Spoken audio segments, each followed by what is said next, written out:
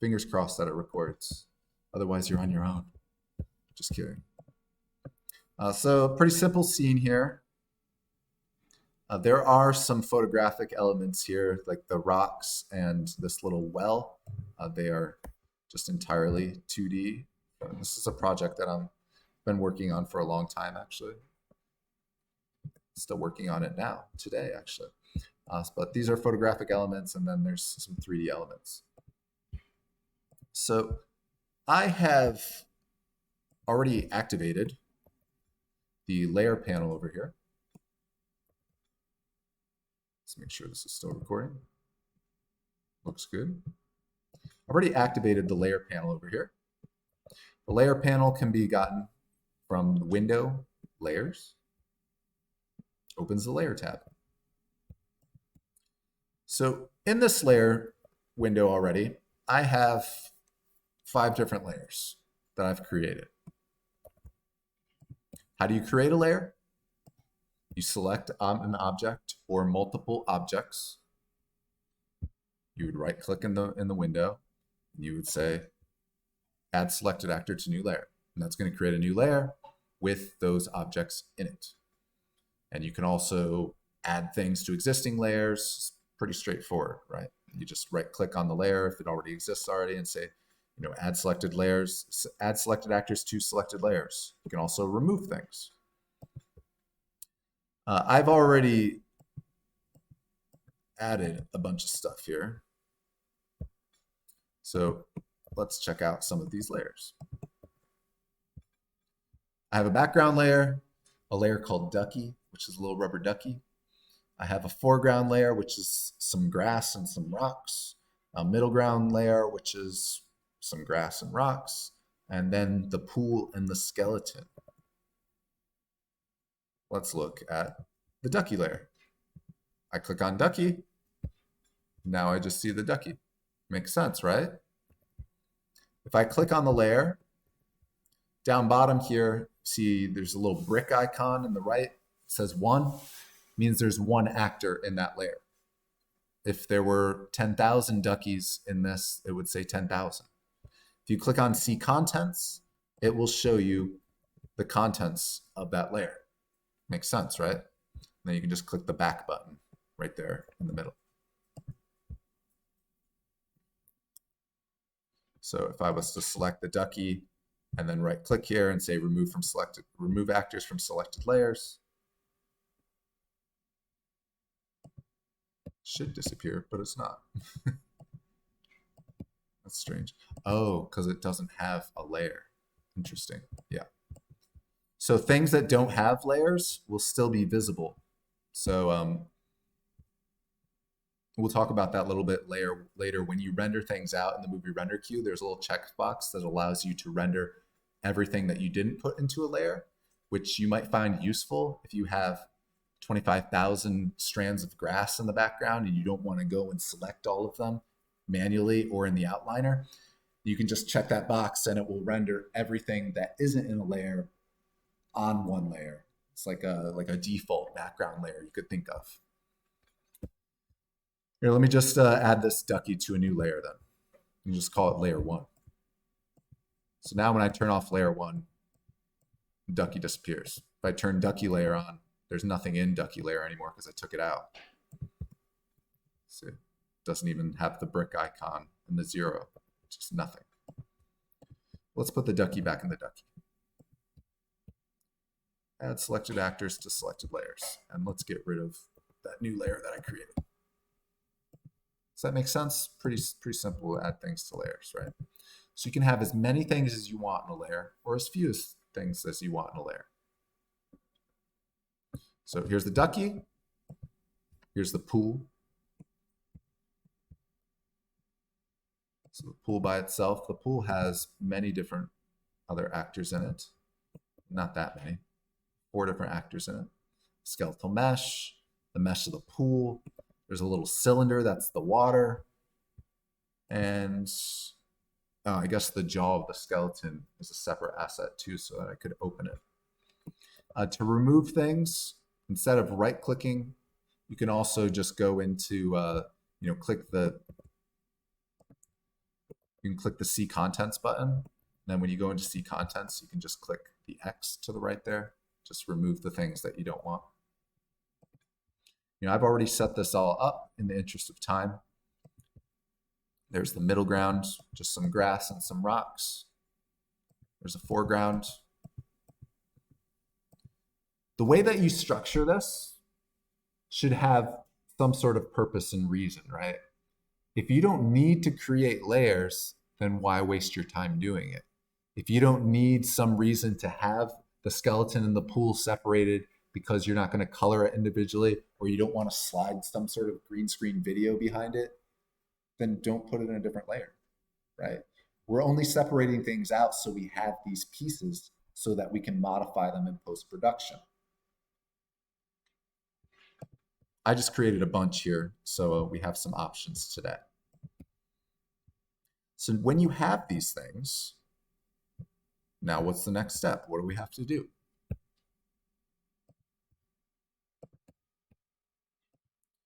So two things that I told you need to do. No, one thing for right now. Edit project settings. And you only have to do this once for your project, but we need to turn on the alpha rendering, alpha output, and frame buffer 10-bit. If we don't turn this on, we will get solid black instead of transparency behind our assets. Some people might want solid black for compositing reasons. But in our case, 99% of the time, we're going to just use transparency. So in order to render these things out, you render from sequencer. We're going to click on the little clackboard to open up the movie render queue. We're going to click on the settings. And we're going to start setting things up. So you don't have to use EXR files to get stencil layers. At the end of the day, there's nothing special about EXR files. It's just when it comes to stencil layers. So maybe I'll just do a PNG to start with. What you do want clicked, though, is right alpha. We'll look at EXRs after this. If you click on deferred rendering, I've already set this up. In the actor layers section, you assign or you define which layers it is that you want rendered out. These will render out as separate pieces. They're not going to all combine together because you explicitly told Unreal these are separate layers. There's that add default layer button there. That's unchecked right now. But I was talking about if you had a bunch of stuff that you didn't put in a layer, you could toggle that box and it will render everything that is not in a layer as its own layer too, which can be useful and save you a lot of time. Render main pass will render a layer of everything smushed together as if you didn't separate it out in layers, which is also something useful to have too. Accumulator includes alpha, you want checked. Sometimes disable multi-sample effects, depending if you have particle effects or something like that. Checking this box can help.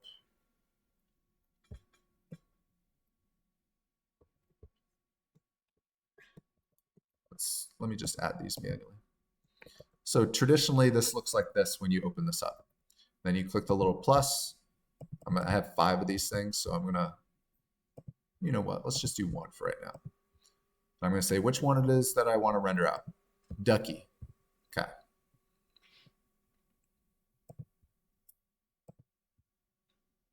Output, where do I want to render this to? Just put this in a class test folder, choose what resolution you want. All that sort of stuff is the same. I will say that something that helps with the rendering out at higher resolution and then scaling it down in post-production is useful because you can get less jaggy edges on the edges of things, which gives you a cleaner cutout. Something to think about. Of course, increasing your resolution is going to increase your render times. I'm going to click accept and render.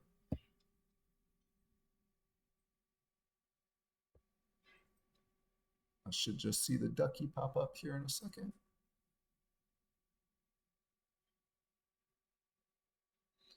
After it warms up.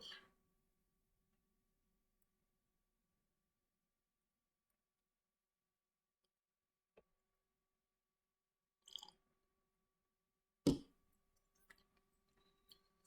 anybody ever played around with, there's the ducky. Oh, skeleton blew up. Ask that question again in a second. Render is finished. Let's go look at it.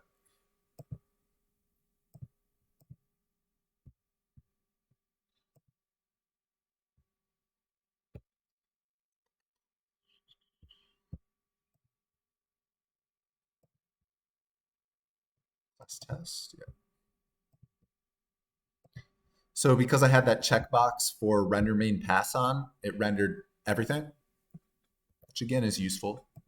But also just the ducky on transparency.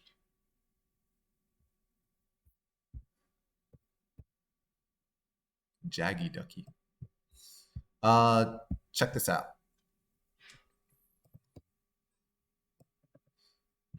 So I just rendered out one frame in the interest of time. But say you had, 500 frames. Look at the naming convention here. Notice that the final image ducky has the layer name on it, right? So I'm gonna have, if I had 500 frames that I'm rendering out, I'm gonna have 500 well.final image ducky.000.0001.000 all the way to 500, right? If I have another layer called background, I'm gonna have 500 of those too. If I have a middle ground, I'm gonna have 500 of those too.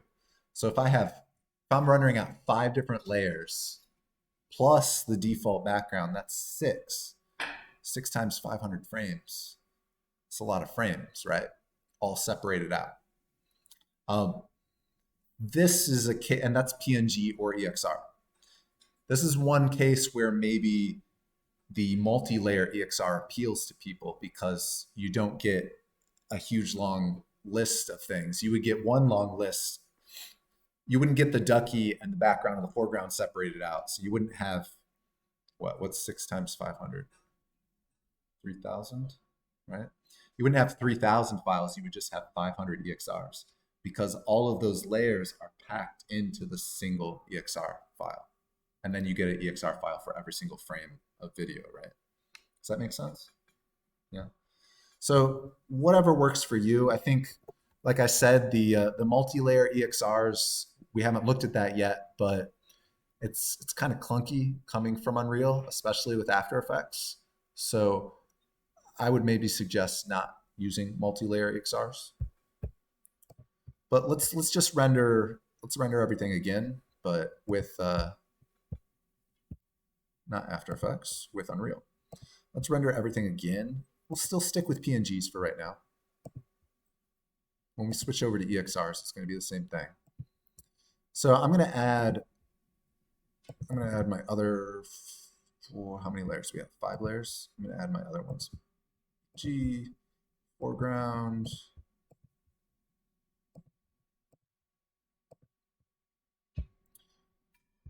A little word of caution. Adding all of these different layers makes the likelihood of crashing Unreal more. Some of you have told me that Unreal is incredibly unstable. I disagree, but it is not the most stable, especially when rendering. So if you're rendering a bunch of layers like this, you can very quickly fill up like all the VRAM on your GPU, and that will definitely crash Unreal. We haven't looked at path tracing in this class, and we won't unless somebody asks me. I'll talk to you about it privately. But typically when I render out from Unreal, I use path tracing because it looks much better than the default lighting in Unreal. But your render times are about 10 to 100 times longer. So it's like rendering with Maya instead of a real-time gaming engine. I always fill up my VRAM with that. So I can't just click render and let it chew through all of these 5 different layers. It's a guaranteed crash for me if I'm doing path tracing. So I'll have to do one at a time. So I guess my point is, if you're having trouble crashing and you have a bunch of layers, do a couple at a time or one at a time. Okay. Or get a better computer or cry or both. But this should be fine in my case, except render local. I'm only rendering out one frame again in the interest of time. But it's the same thing if you had 200 frames of video footage with camera movement or 500 frames or whatever.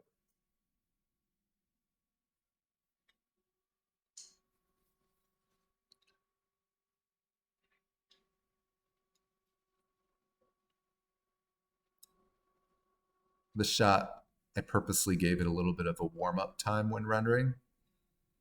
If you're rendering in Unreal, this is something that we haven't really talked about either. If you're rendering in Unreal and you have a lot of particle effects or you have meshes that are animated and move, like keyframe animated on sequencer, adding warm-up frames in the settings in the movie render queue can help you make sure those particle effects settle and spawn and have enough time to come into the scene before it starts rendering out. You know, say you had a bunch like snow falling down on the scene, right? You don't want the render to start when the snow hasn't started falling, right? You want the render to start after it's already been coming down for a little bit. So those warm-up frames can give the particles time to warm up, right? In the case with this skeleton, it got really smeary for a second and its joints freaked out. That's because it was animated in sequencer, so it needs some frames to get in position in the pool. That's why it freaked out like that.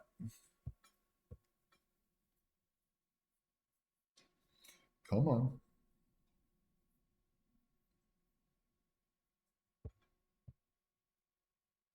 Well, once these are rendered out,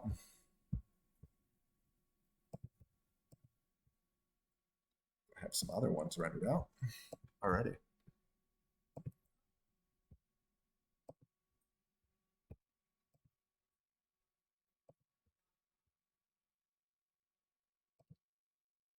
Still rendering.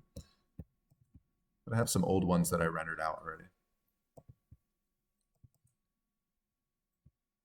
So here's the background by itself. Another pro tip for people that are unfamiliar with After Effects, if you just see black is the default background color for a composition. If you are freaking out because it's black and it's not transparent, it probably is transparent. It's just the default background color is black. You can turn this off with the little checkerboard icon right there. And then you will actually see the transparency grid. That will make you feel comfortable. Here's the ducky by itself. Forgot my mouse today. Here's the foreground elements by themselves. Middle ground elements. The pool by itself. All rendered out.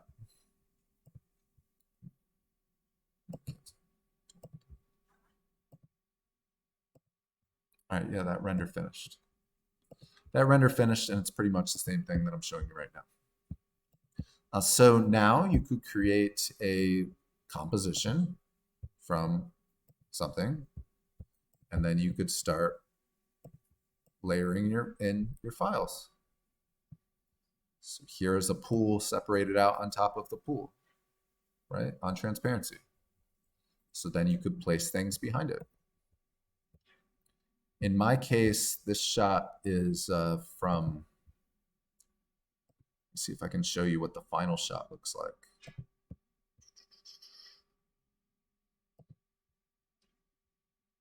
This is the final comp. So green screen shots of people and then composited into the scene.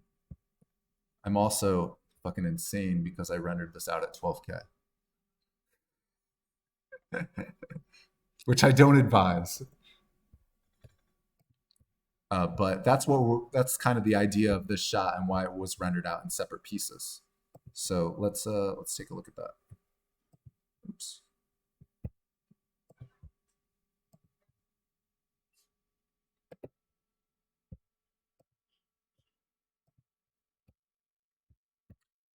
So if I brought in, say, a person into the scene,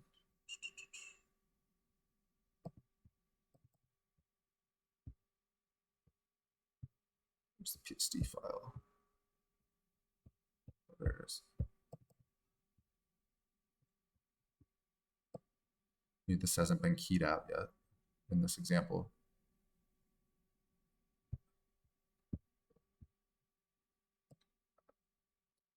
Just a quick and dirty scale it down. If I put this layer underneath the pool layer, and now she's behind the pool layer, right?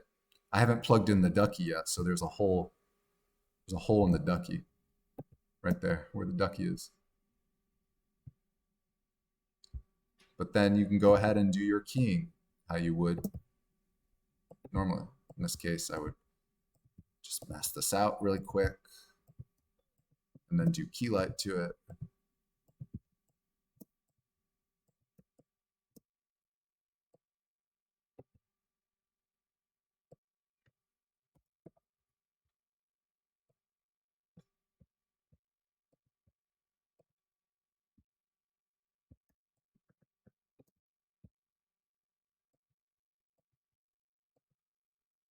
It's weird. Why is that not key?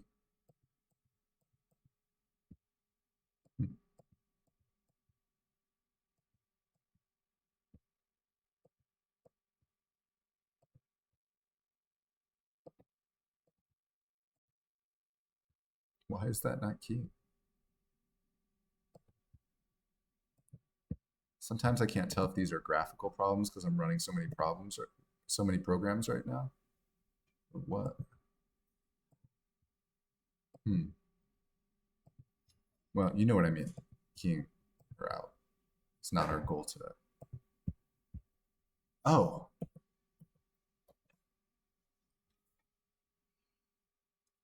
I'm keying the wrong layer. I'm an idiot.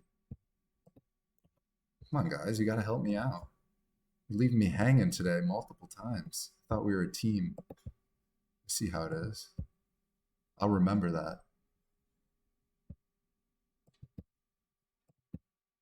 Not trying to do anything super well right now.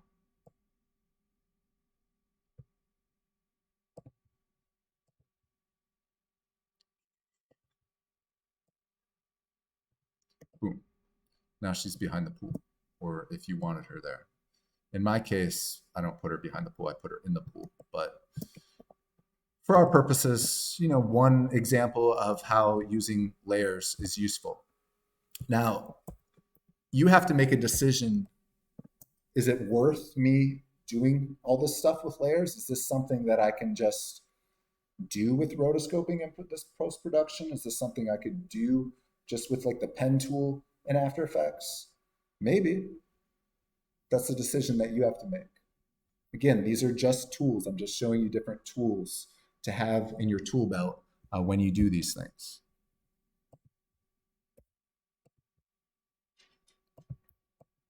Questions about this stuff? There's the ducky.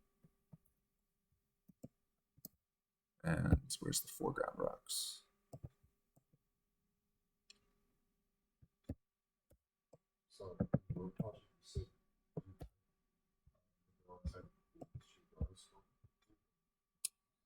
Yeah, I just chopped her legs off in the...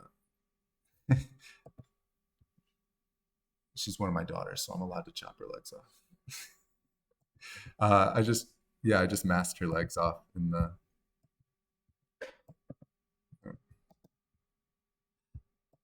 Yeah. And then created like a little fake reflection sort of a thing, Yeah. But her mother needed to be placed behind the grass. So it was more useful to have that would be a case where this is nice unless you really want to go in there and chop out each blade of grass. That would take a lot of time. Using the stencil layer method, maybe faster. Depends. You got to make that decision, which is the better way to do things. So we're going to the stencil layer, try to separate the objects and set them up. Maybe like separate the fronts of the two full and turn the back and do separate. Oh, if you wanted to do it that way, yeah. I mean, you can do whatever you want. It's just like what is what is going to be the best results in the fastest amount of time. It depends what you want to do. But that's yeah, that's a cool way of thinking about things. I would be worried in 3D about like some sort of weird seam might be a problem, but there might be a scenario where that makes sense, you know, and then it's worth you solving the problem of the seam because it allows you to get to that point. You know, these are just tools. Depends on what it is that you want to do. Um, in this case, she's not moving around, so you know, just cutting her there is easy enough. Other questions?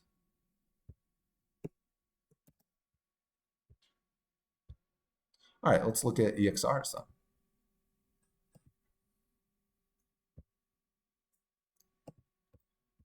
That's After Effects. Let's render out EXR files. So in the movie render queue, you can render out a whole bunch of different files at the same time if you want. I'm going to uncheck PNGs. We're not going to do that anymore. And why don't we do a multi-layer one? You could try it and see how it works if you want. I would probably encourage you to uncheck multi-layer and just have the individual layers on individual image sequences of EXRs because it's a little buggy, but let's try it out. Same thing. We're going to render out these layers in an EXR. Render. Don't crash. Please don't crash.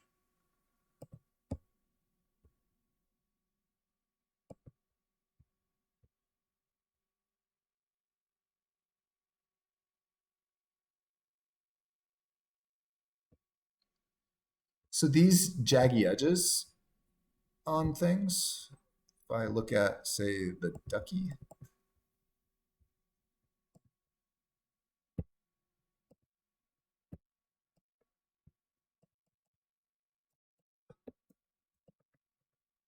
these jaggy edges on things, this is aliasing. So all computer graphics have jaggy edges because pixels are square. And typically what happens in video games and in rendering is that these jaggy edges go through a process called anti-aliasing, which gets rid of the jaggy edges. By default, that is not on when you render in Unreal Engine. Has anybody ever rendered in Unreal Engine with a bunch of temporal or spatial samples? Does anybody have any idea what I'm talking about? All right. We can turn these settings on so that it will process and get rid of these jaggy edges and ultimately make your images look a lot better and less video gamey. With that quality comes longer render times, but it's worth checking out if you want the absolute highest quality that you can get. As soon as this render finishes, I can show you that.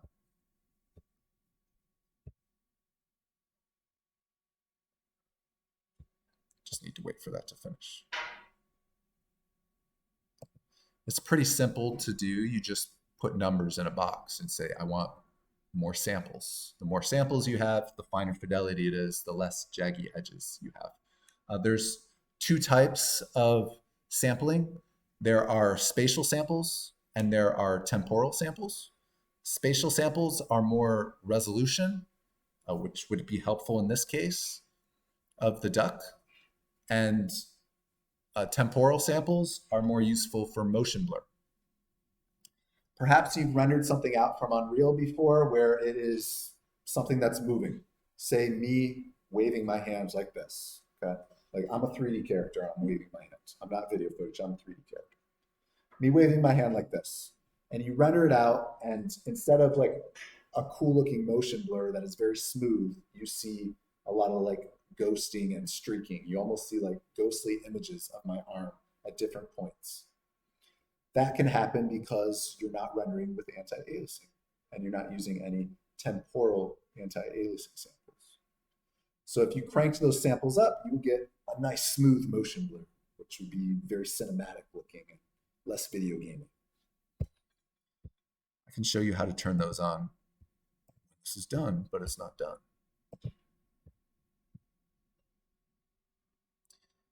And those sorts of samples that I just talked about, that has nothing to do with compositing or stencil layers or EXRs or any of that stuff. If you're doing a render where everything is just mushed together into one image, still use anti-aliasing samples. It will make it look better.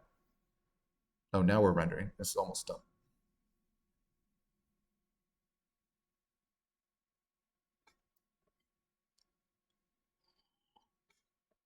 All right. Video memory has been exhausted. All right. That's what I like to hear. All right, let's give this a shot. Like I said, opening this up in After Effects is a little buggy, so we might fail. We'll see. Let's go back to where I rendered this out. Perforce, saved, class test. So these are the PNGs that I rendered out 10, 15 minutes ago. And then here's one single EXR file. I'm only rendering one frame of video in the interest of time. So if this was 500 frames long, I would have 500 EXRs. But all the layers are packed into the single EXR for each frame. I'm going to open this up. Click Import. Let it process. That's interesting. It didn't work. Import file. Create composition. Let's try that. There we go. I think it's going to work now. Yeah. This pop up. Composition. Okay.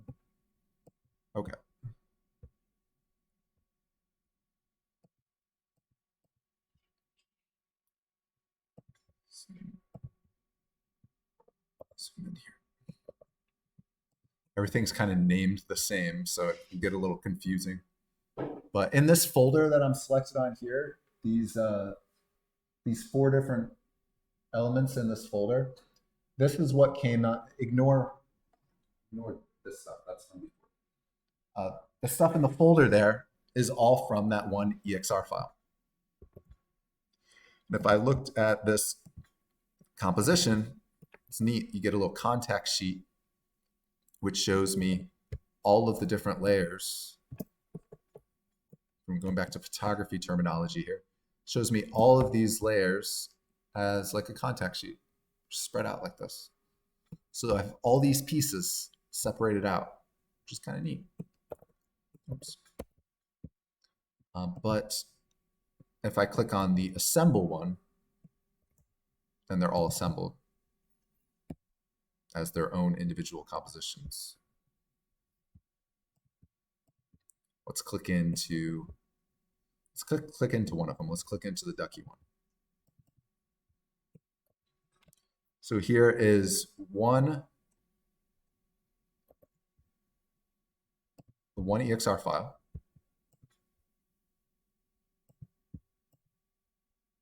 And in it, it has the extractor effect on.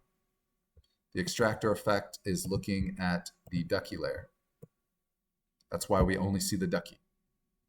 If I was to change this to pool, then I only see the pool.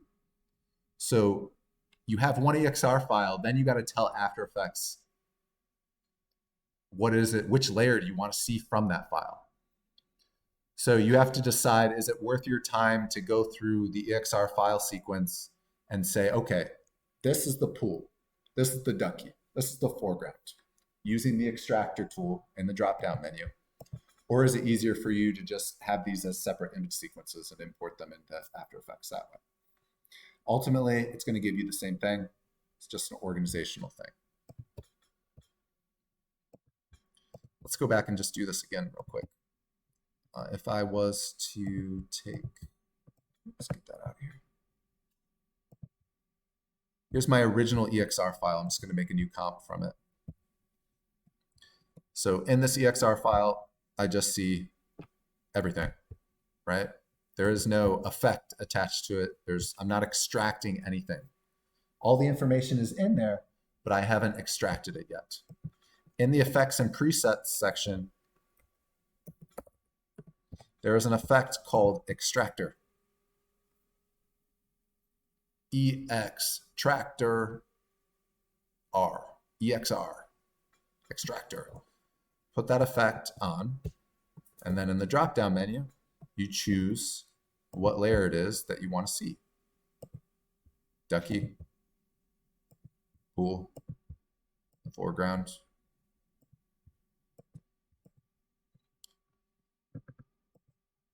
Kind of neat. You may also notice that when you do the EXR extraction in After Effects,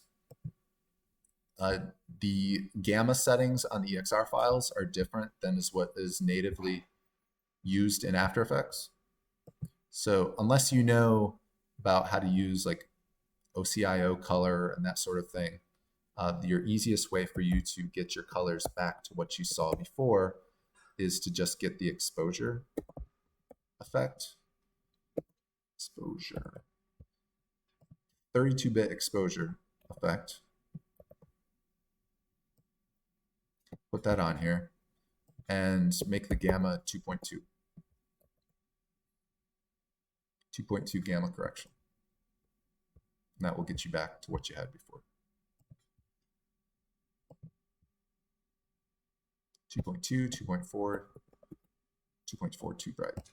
2.2. And then you can bring in your green screen stuff just like we did before with the PNGs. So a couple different ways for you to extract different elements from a scene. Again, they're just tools to help you composite. If it doesn't help you, then don't use it. It's just a tool. But these sorts of tools and techniques are common across all VFX suites of tools.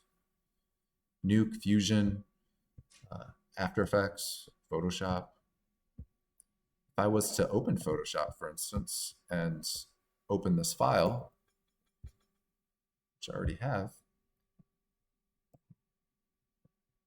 check out my layers here. That one EXR file has all the layers if I wanted to do something in Photoshop with it.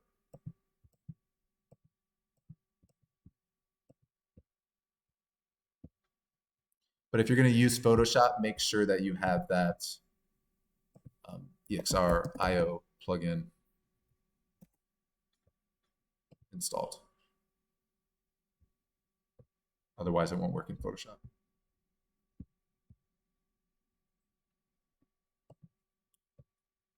Questions? No questions. All right, before we take a break, let's just look at our samples again that I was talking about. So by default, you usually don't see this on in your render. So you can get it by going to Add Settings and then, well, I already have it, so I don't think it's here anymore, but Anti-Aliasing, and then you'll get this menu. This is where you can do things like add warm-up time to your renders if you're having troubles with those particle effects like I mentioned, or skeletal meshes, like in my case, a skeletal mesh with a skeleton. But up top here, this is what you should almost always be using in your renders. You want to turn on Override Anti-Aliasing, and then it's up to you to choose what numbers you want for these samples. Be good to experiment with your scenes and try different numbers. Try 1-1, see how bad that looks. Then try 4-1, try 16-1. If you have a lot of motion in your image, maybe you want to lean more on the temporal samples rather than spatial samples. Just be aware that the higher these numbers, the longer your render times are going to be. Much higher. Much, much, much. Not as bad as like an actual 3D render, but unless you're using path tracing, but still very high.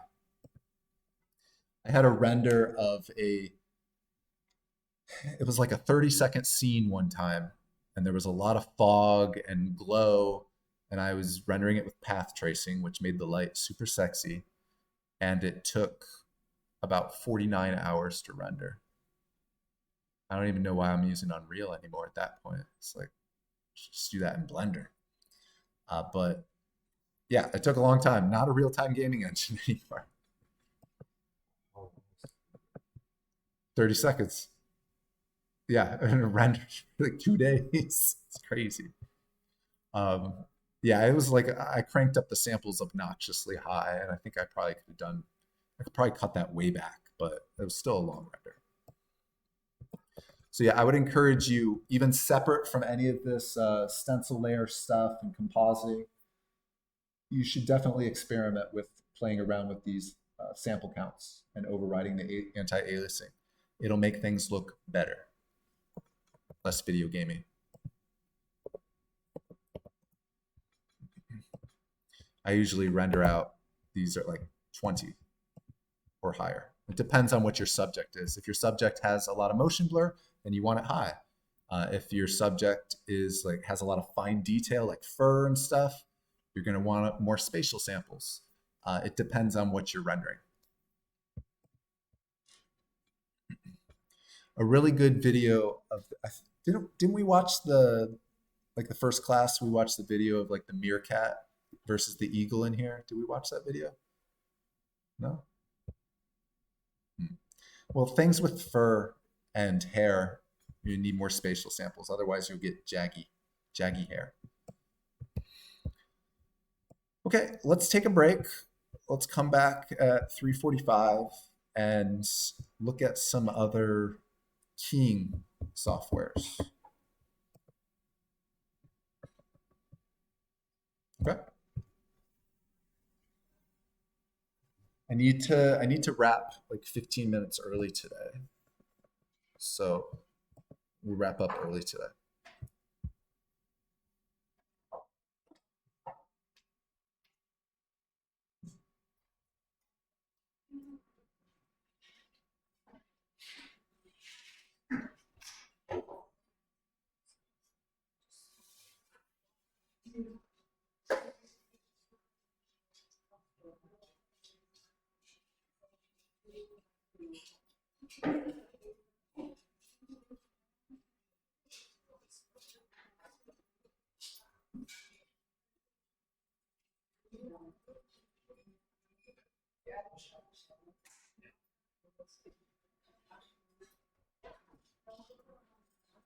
So that's why you're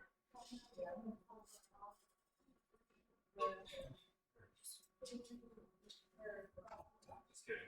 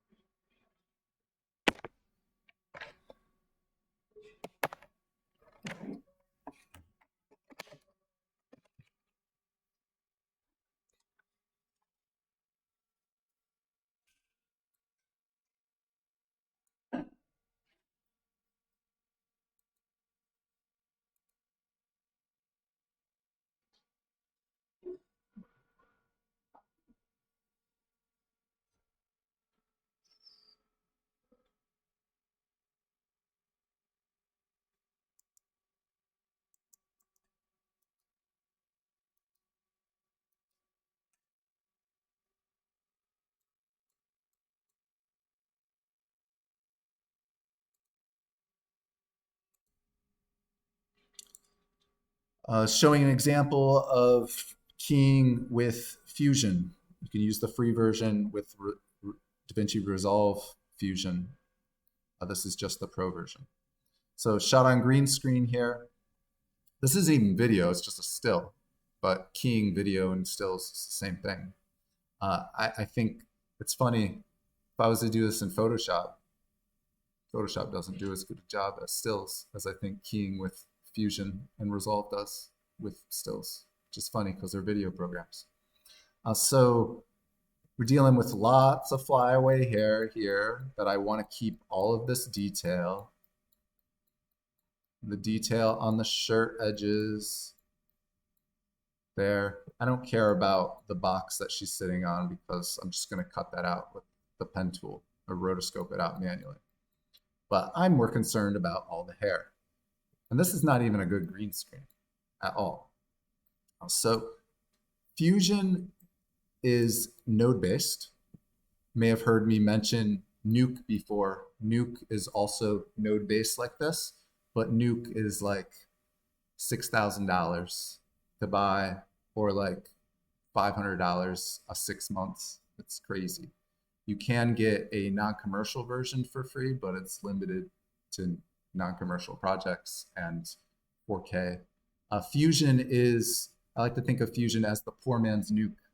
It's the same sort of idea, but I think it's easier, to be honest. But Nuke is the industry standard when it comes to compositing. We're not going to look at this today, but Nuke and Fusion and programs like that, they're better than After Effects because they are also 3D programs, not like After Effects. After Effects is a motion graphics 2.5D program. So that's another reason that they're cool. But Fusion, you can start using that for free right now. So it is node-based, which is very different than layers in After Effects and Photoshop. So in After Effects, we have layers that stack on top of each other, just like in Photoshop. The top layer is on top of the bottom layer. And you can nest compositions within things and do complicated things that way. But I find personally, and most people will say that at a certain point with more advanced compositing, it becomes a mess and the layers start working against you because it wasn't really meant to do that. That's not to say that you can't do great things with After Effects, but at a certain point, the software starts to work against you.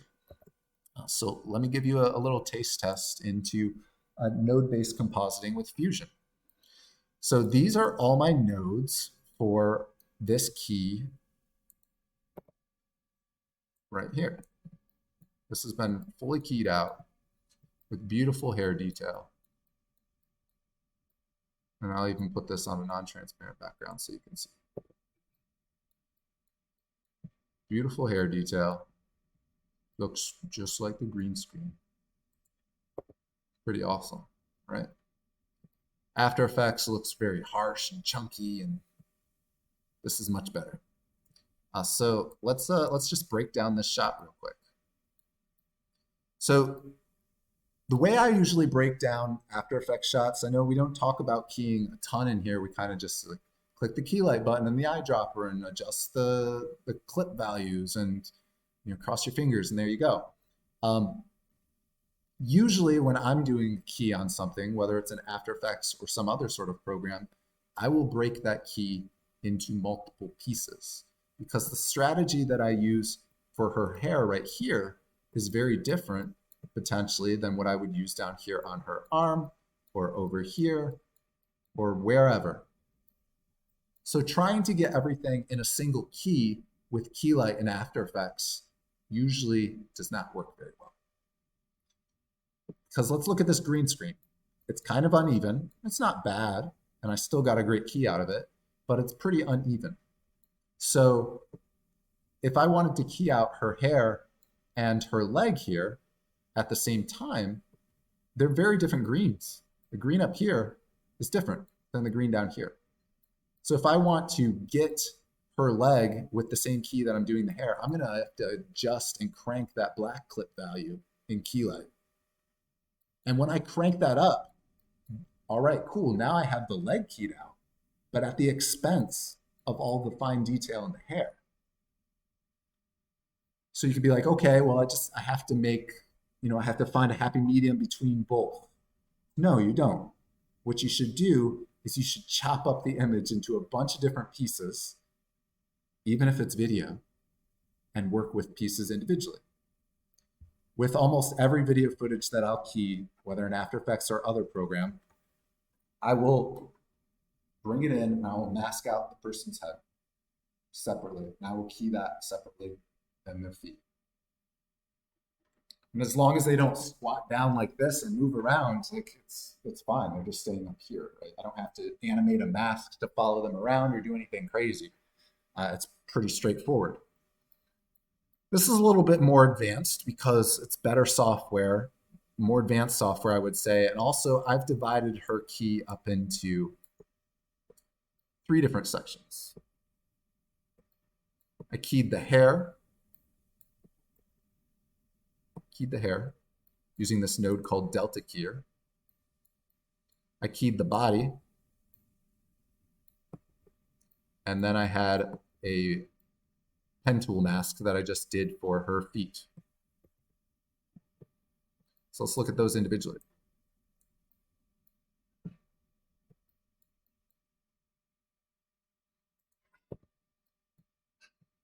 So this is the one key of just that part of her body, sliced in half.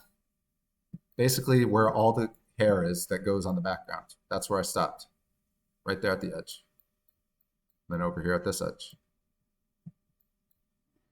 This is what the alpha looks like. Look at all that beautiful detail. After Effects can't do that.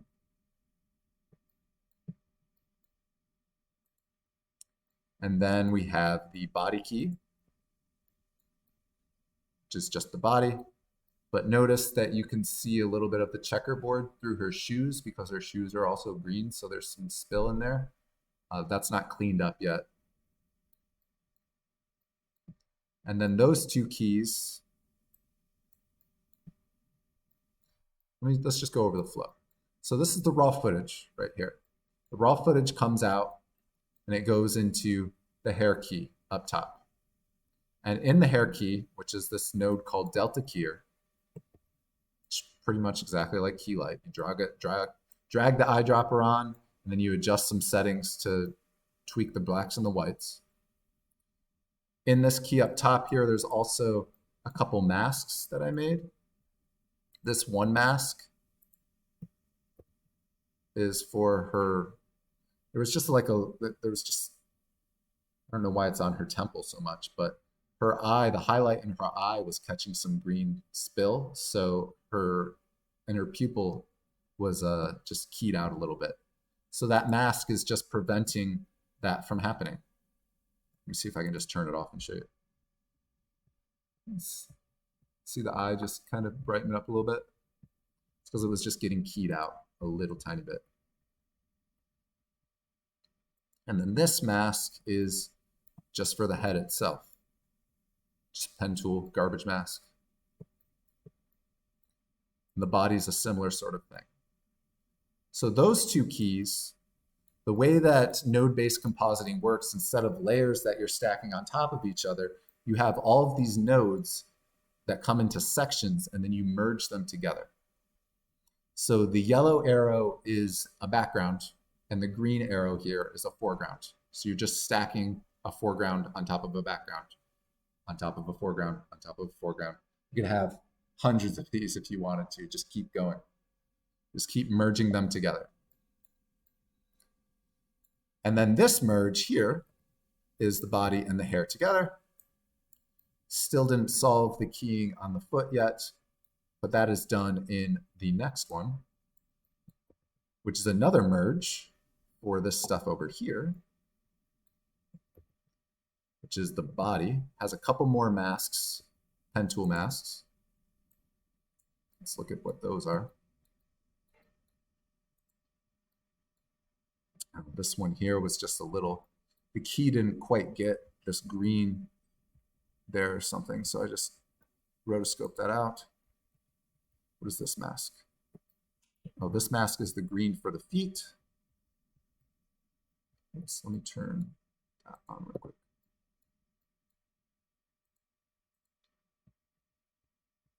This is masking out the box. What's this?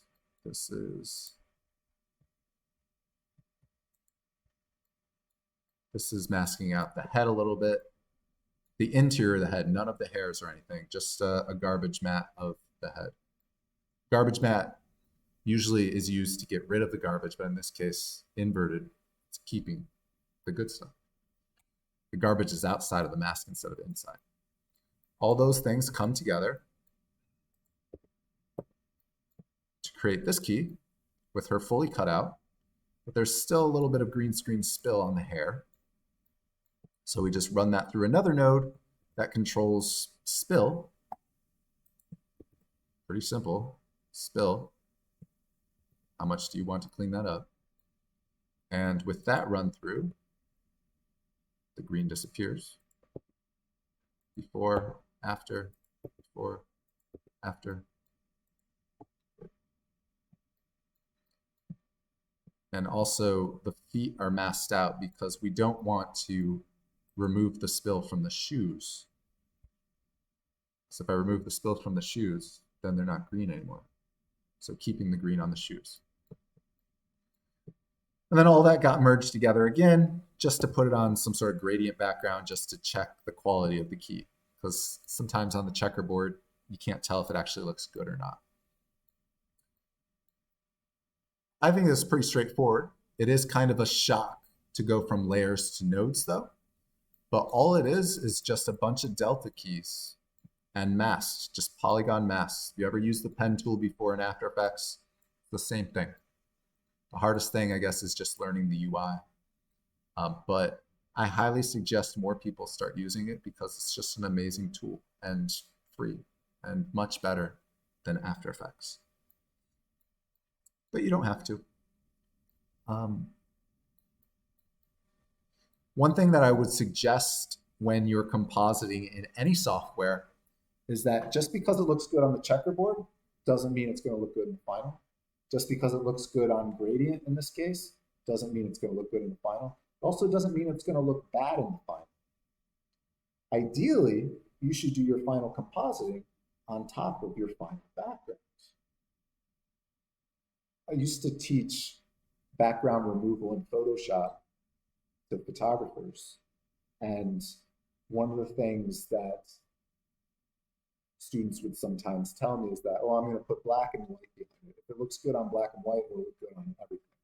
It's like, yeah, but you're making a lot of work for yourself. It doesn't need to look good on everything. It only needs to look good on the background that you're putting it on, which may sound simple, but the decisions that you make once you know the background that's going behind this, you might think, oh, I need to be a little bit more aggressive on the hair because I can actually see a little bit of white fringing. Or you know what, I need to brighten it up because there's actually like a bright area on the background. I need to brighten up the hair so it looks like the light is coming through the hair. You don't notice those things on solid color, right? Your goal is to composite together, not just cut it out. So think about that when you're putting your composites together. Make sure that you go over your keys again for your subjects after they're on the background. Sure, you can go ahead and do like a rough working key like I just did here. But once I have my background done, I'm going to have to go through this all over again. Not from the beginning, but I'll have to tweak some things to be happy with it.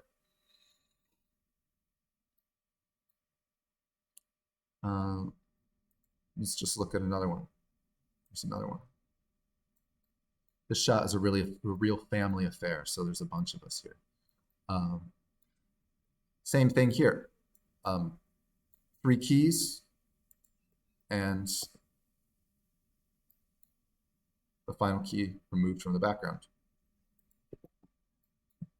So the only difference in this is that it's the left side of the hair, hair left, hair right, still just a delta gear, and then the body key.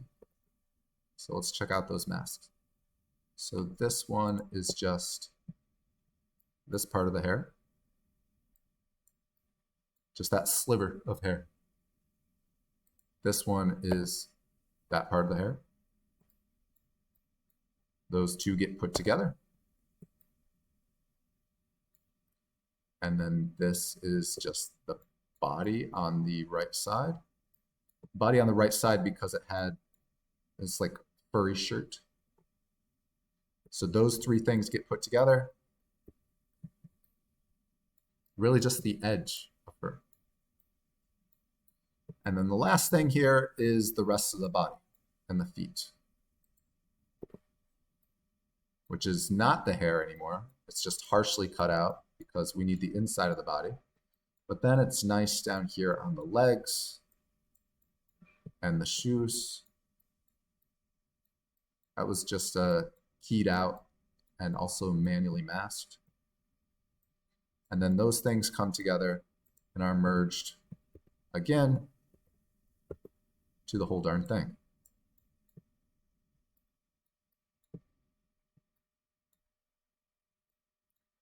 Notes. I suggest that you check them out. One more example. This one is much more complicated looking because there's a lot more going on. A lot more nodes. Not crazy. Most of these nodes are just polygon masks. That's what all of these are. It's a bunch of little pen tool masks. Because there's a bunch of little pieces in the chair that needed to be cut out individually. Even these things.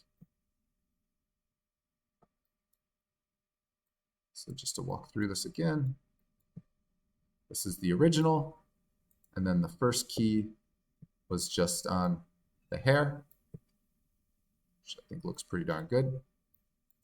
Second key was on this side of the hair and that part of the hair. Those 2 things were merged together to create that. This key was for that part of the hair. That key was for the bottom part of the hair. And this one was more work because the green screen was not as good. didn't have enough lights that day. We were moving out of the studio, and it was like the last shoot in the studio.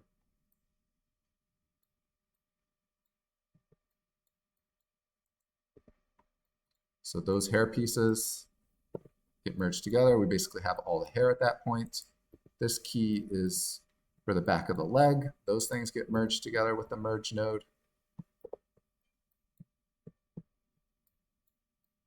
What is this key? This key is part of the chair and the rest of the hair. Basically a key for every area of the hair. Could you do this with fewer keys? Probably, but it would be more difficult because the quality of the green screen is not as uniform. Here is all the edges merged together. What's left is the chair pretty much, and the interior parts of all the bodies and the chair. All of these polygon masks, you can see all these green outlines are all pen tool masks in the chair. Then all that gets merged together. Oops. What happened to Mr. Leg? Did I turn one off? Oh no, I better not save that file. Left a big chunk in her leg. I think I deleted a mask by accident. Uh-oh. But that is all keyed out then. Still needs a little spill suppression on the green here for the chair, but that work will come once the background is done. Because again, it only needs to look good on the background.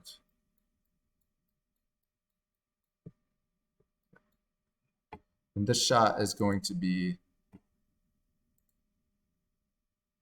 this weird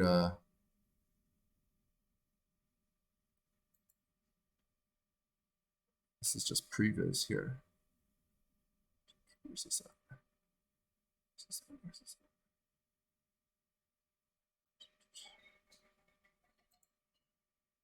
at? Oh yeah. The shot's gonna be something like this. This is just previs with like marketplace fab 3D models. So everybody's got to be placed in the scene.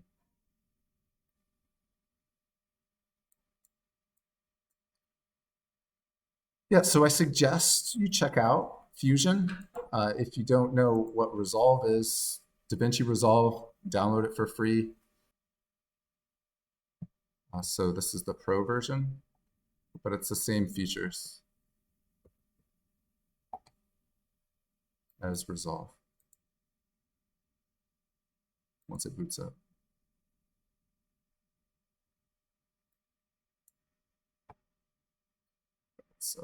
Let's just try this. Try this. I'll try this. I'll do this.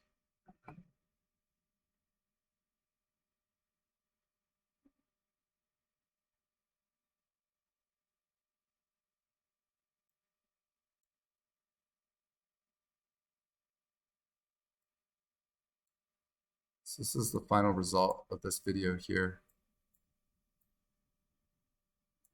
Also, Resolve, a lot faster than Premiere. It really uses your GPU fantastically. For instance, I'm just playing right now, and this is pulling out multiple super high resolution files, this EXR sequence from Unreal, this keyed out green screen, it's keying it in real time right now. There's no proxies or anything, it's just working. And all of the keying on the hair is the same sort of thing. Let's zoom in on the hair.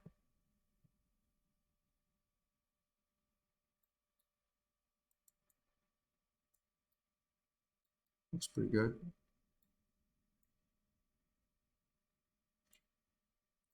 And in Resolve, in Fusion, Fusion's a little tab inside the program, so it's a whole separate section inside the program.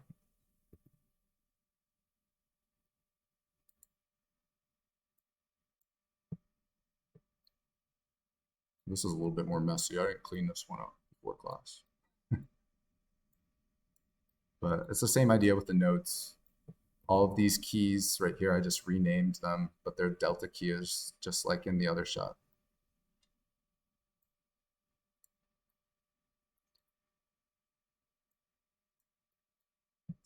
Yeah, and Resolve is cool too because there's a color section where you can do quick color grading. And even before Resolve was known as a video editing software, it was often used for color. So even people that were using Final Cut or Premiere or something, they would take your footage to Resolve to do color grading with it. Yeah, well, check it out. I think it's pretty cool. Bonus points if you check out new software, even Nuke. I don't suggest checking out Nuke, but it might scare you too much. But I think Fusion is a nice baby step into that stuff. But Fusion's built into Resolve. Questions about any of that?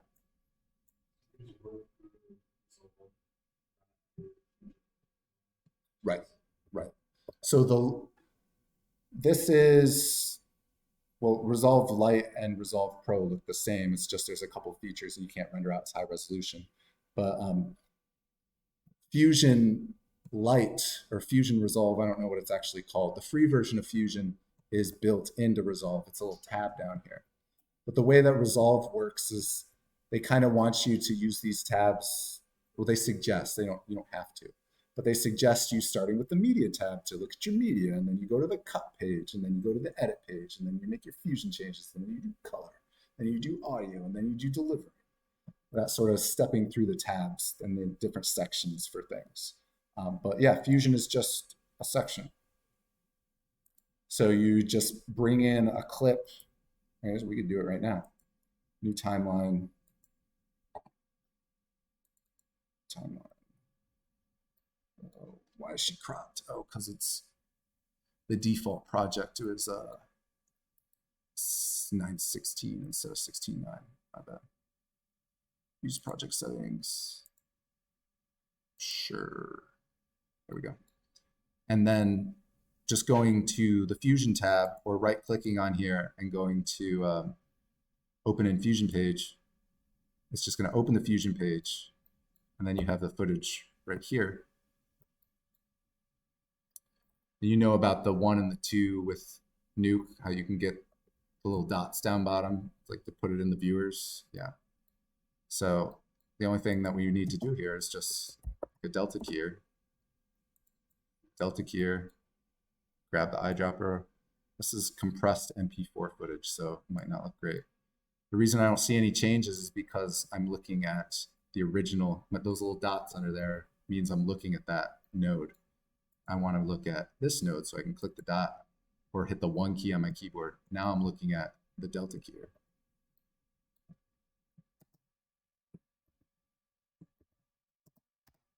If I did that in After Effects and hit play, it would have to buffer and the green bar would have to go across. It's insane, right? No, we don't got time for that.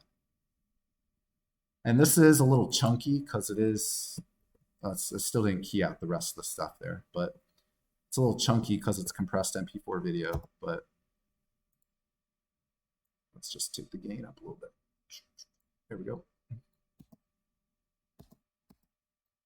Done. And then I can go back to the edit page, and then I can put some sort of background behind her.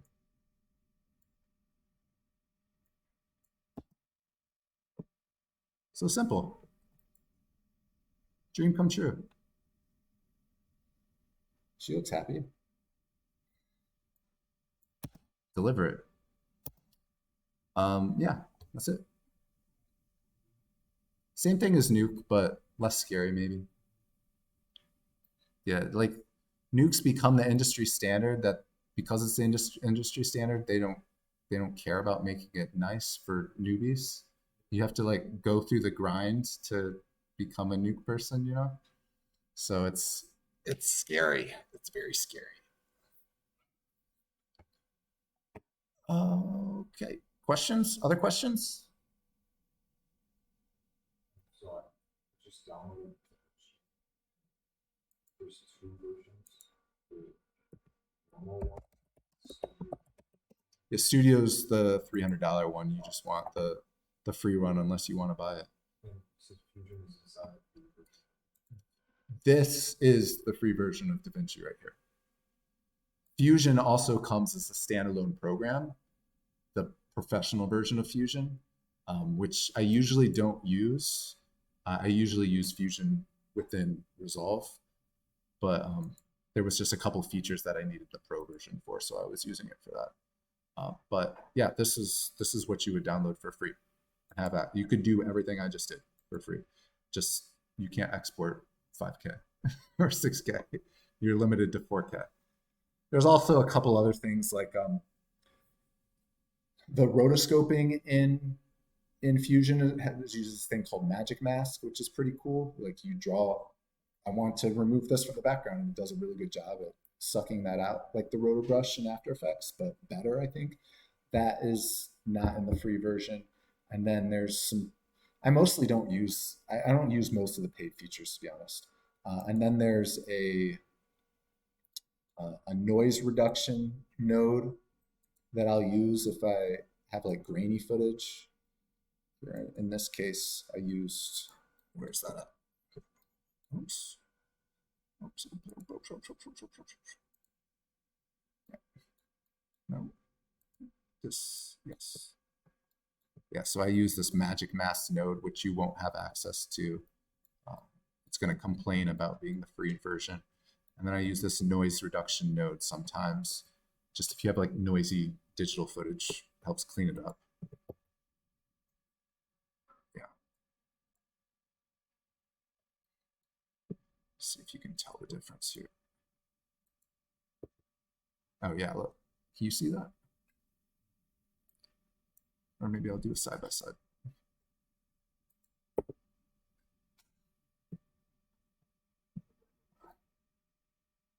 It's not the exact same location, but the one on the right is the noise reduction, which I find helps with green screen. It's less noisy, or shoot at a low ISO. But this was shot at 800 ISO, so it's a little noisy. Oh, there you can really see the noise, at least to my eye. Those ones, yeah, those aren't in the free, and then there's a couple of other things, but 95% of the time you won't use those or even think about them. Any other questions? I think I just wanted to show one more thing in After Effects real quick. Oh, hi, Ducky. Let me start a new project. This is actually a really great screenshot. I should save this forever. I mean, I made it. I might as well. Oops.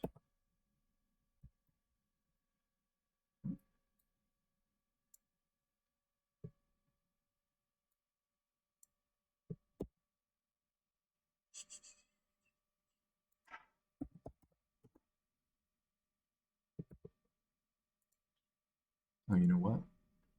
I'm just going to drop this in your slides. Nailed it. Forever. Let's start a new project.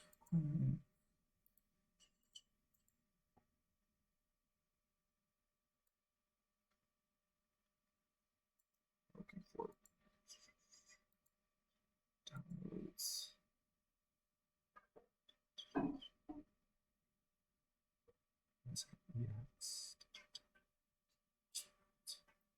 Looking for that green screen footage that I gave you a couple weeks ago. Here it is.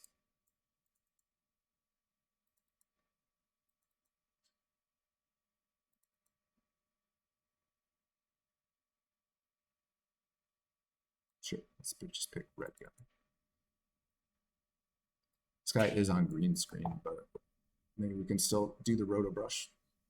So if you shoot something on green screen, you would key it out, but there's sometimes that you still might want to rotoscope it out. If you're not shooting on green screen, if you want to cut me out of my background right now, you're gonna have to rotoscope out. And that either means manually doing it with the pen tool, which is crazy, almost frame by frame, Or you can use in After Effects something called the roto brush. It's a little paintbrush with this guy up here. And in order to use that, you need to be on the layer itself. So you need to double click what you're trying to roto out. So you're on the layer, not the composition. And then, where's my mouse? There it is.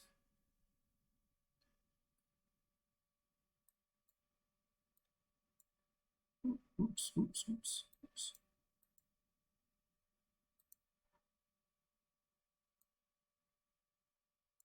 I was trying to go to the brush menu.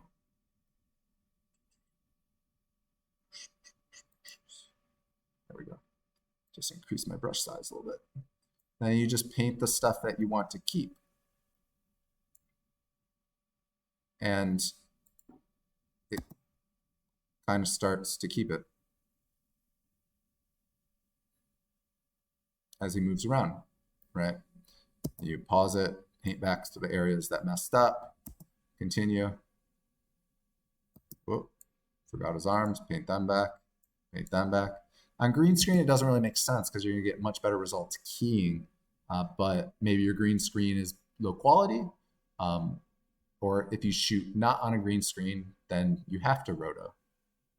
So the roto brush is the easiest thing to use to rotoscope out, unless you want to use one of these AI tools that work decently well for a rough key. But the roto brush does an okay job, although it is very slow.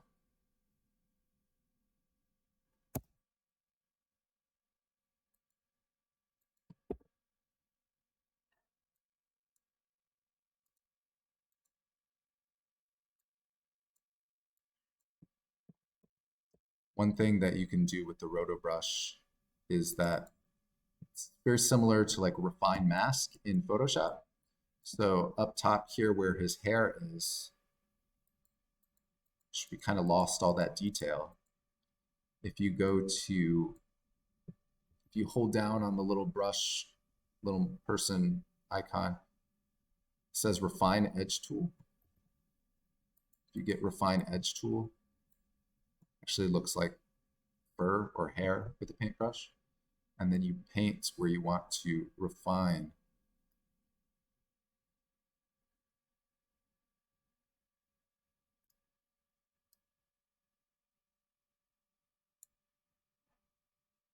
And it masks that stuff out.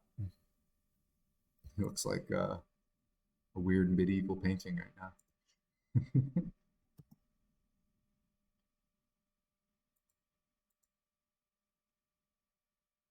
But it brought back some detail, even though this is very low quality MP4. Yeah, look at that. There's some quality back on him. And then at that point, maybe I would want to use like a spill suppressor. Here's my effects panel. Get rid of the spill on his head. Green, ultra. Just using a spill suppressor. Takes that green out.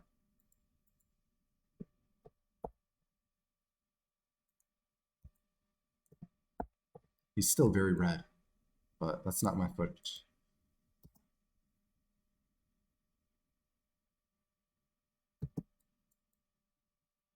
So lots of techniques that are necessary for compositing. Your mission for next class is to make that short film. Run through the whole gamut. Whatever is appropriate to tell your story. Green screen, rotoscoping, camera tracking. Bring it all together in a joyous short film. And we'll look at them next week. And we'll also start talking about the LED wall, which is completely different direction. All right.